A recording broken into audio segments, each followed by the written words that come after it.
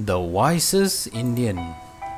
There were once 4 wise Indian medicine men who were considered to be the most clever and knowledgeable across all the prairies and forests. They learned nearly everything about nearly anything and were often asked for advice and to find solutions for the most difficult problems. One day, a young Indian boy asked which of the 4 was the wisest, because of course there must be one more wise than the others. This caused much arguing and debating among the people.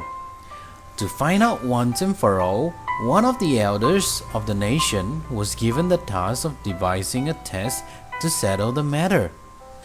After much consideration, the perfect test was put before them.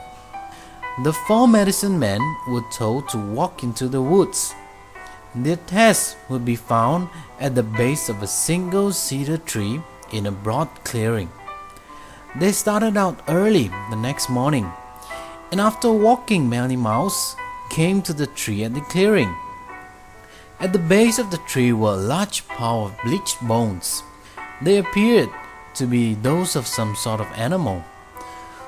The 4 puzzled over the bones for some time before the first man spoke. "I will use my knowledge to put these bones back together. That will prove my wisdom." After some time, the bones stood erect and interlocking. The man examined the project and the second man said, I know where these bones came from. I can put flesh and fur back on them and restore the animal's beauty."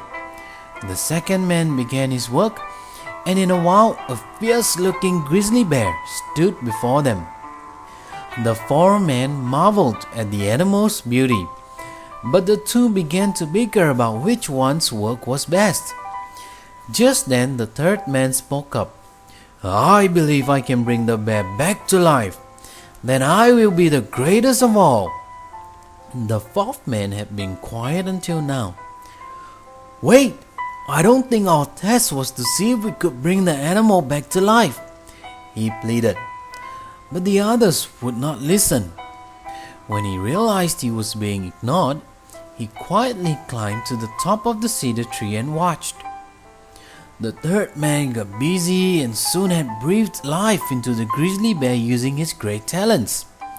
The bear stretched and roared. Then he chased the men, growling and clawing at them. He chased them all the way back to their village, where they were finally rescued by the village's mighty hunters. Later, the 4th wise man walked back to the village.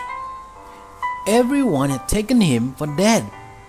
The others were so busy arguing they did not see him climb the tree. It was then that everyone realized that he was indeed the wisest of all.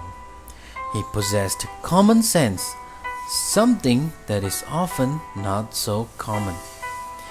The end.